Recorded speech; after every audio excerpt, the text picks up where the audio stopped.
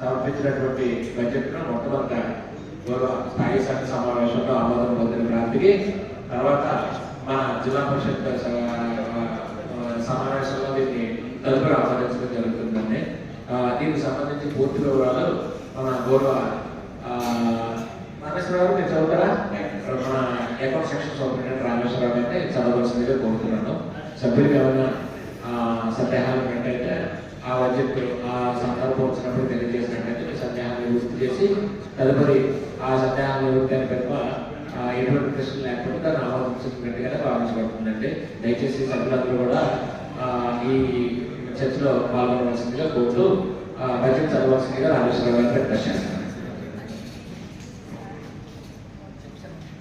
25 సంవత్సరం అంచనా బడ్జెట్ ఆదాయంగా 15,40,59,07,806 రూపాయలు వేగంగా 14 సభ్యులకు తెలియజేయాల్సిందిగా సిఇఓ గారు కొంచెం థ్యాంక్ యూ మేడం.